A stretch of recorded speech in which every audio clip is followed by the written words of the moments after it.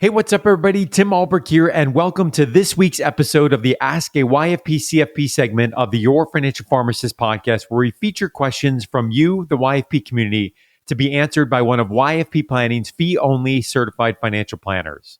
Before we jump into today's question, I want to give a shout out to YFP Planning's incredible team that makes this segment possible.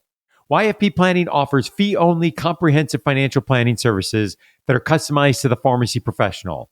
So whether you want to optimize your investing plan, pay off student loans, or simply build a solid financial plan, YFP Planning will help get your income working for you rather than the other way around.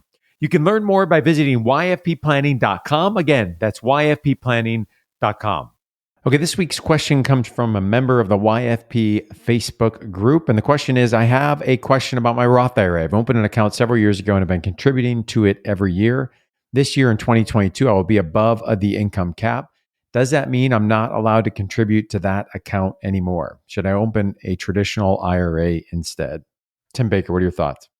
Yeah, it's a great question. And I think it depends, obviously, on a lot of things. You know, the question is about the cap. Now, the cap is actually a phase out, Tim. So like if we use the numbers for 2022, your Roth IRA eligibility phases out between 129,000 of AGI and 144,000 of AGI as a single taxpayer. So what that means is that, let's just take it, that's a $15,000 phase out. So let's just pretend you're right in the middle of that, which would be 136.5. So that's 7,500 above that bottom limit. What that essentially means is that if you're at 136.5 and you can put up to $6,000 into your Roth IRA, in the middle of that phase out, you can actually only put $3,000 into your Roth IRA, and then the other $3,000 is off the table. Once you get to $144,001 of AGI, then basically that door shuts for you to contribute to a Roth IRA directly. So that is in contrast to a traditional IRA, which anybody with earned income can make a contribution to a traditional IRA. So the door is always open, but what phases out over time is the deduction that you are allowed to take from that contribution. So if we use a single taxpayer, the deductibility phase outs for the traditional IRA are much lower, 68,000 to 78,000. So that's a $10,000 spread. So what that means is, kind of given the same thing, if we're like halfway through that, and we're at $73,000 in AGI, then you can put all $6,000 in, but you can only deduct $3,000 of that, if that makes sense. So the door is always wide open to make the contribution into that bucket of money, but actually what you can write off on your taxes closes after a phase out period, which is different for the Roth IRA, which that door will shut completely, and then you have to figure out a different way to contribute supplemental to a 401k or whatever you have out there. So the question then is like, should I contribute to a traditional IRA, which would be a non-deductible IRA contribution? Oftentimes, this is kind of like a layover flight into a Roth IRA, where you can make then a conversion. So you have to watch the step doctrine transaction and kind of the aggregation rules of how that is handled from a tax perspective, which we talked in other Ask a YFP CFP questions, which again, I always say I don't like talk about it because I think it's more complex than what it is. I was waiting for it. Yeah, it's just not one of my favorite topics. Yeah, because I think people just think that they're so easy to do, but when you kind of overlay some of those complexities.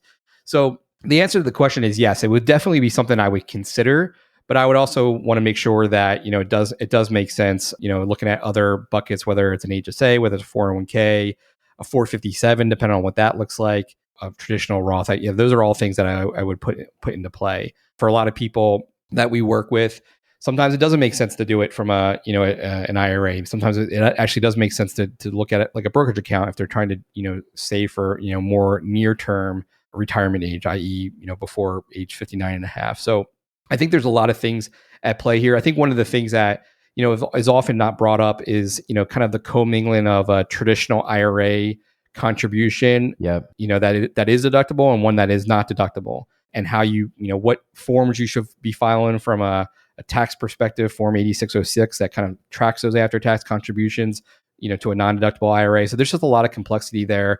Again, it's kind of another shout out to using a tax professional But I think the question, from the perspective of, is that a viable, bucket to fill? The answer is absolutely. It's just understanding some of those complexities that go into that. Great stuff, Tim. And probably for as often as you say, it depends, or proceed Yeah. cautiously with the backdoor Roth, I'll always say it's a good opportunity to take a step back and look at what's the purpose, what's the goal, what else is going in on the financial plan, right? So this question, and I pick on this one specifically because I talk with many pharmacists where, hey, I heard a Roth IRA is a great thing, so I'm just going to blindly put money into a Roth. And that might be the most appropriate play in the moment, but it also might not be, or might not be the timing, to do that, depending on what else is going on and where the priority lies in the rest of the financial plan. So, again, as we look at this question specifically about the Roth, does the Roth have value as we think about long-term and savings for retirement, all those things? Absolutely. But how can we also use this as an opportunity to say, what else is going on in the financial plan? And let's take a step back and make sure we're prioritizing those dollars appropriately according to the goals and the vision and the direction that we have going forward. Thanks again for listening to this week's episode of the Ask a YFP CFP segment of the Your Financial Pharmacist podcast. If we feature your question on the show, we'll send you a super comfy YFP t-shirt. You can submit your question by sending an email to info@yourfinancialpharmacist.com, or you can record your question by visiting yourfinancialpharmacist.com/ask YFP. If you don't feel comfortable sharing your name on the show, you can send or record your question anonymously.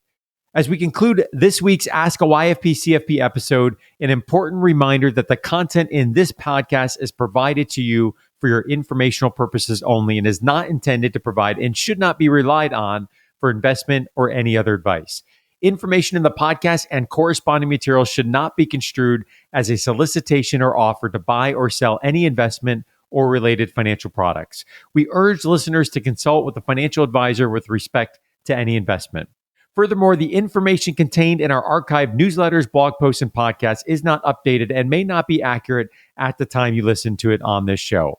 Opinions and analyses expressed herein are solely those of your financial pharmacist, unless otherwise noted, and constitute judgments as of the dates published. Such information may contain forward-looking statements which are not intended to be guarantees of future events. Actual results could differ materially from those anticipated in the forward-looking statements. For more information, please visit yourfinancialpharmacist.com/disclaimer. Thank you for your support of the podcast and have a great rest of your week.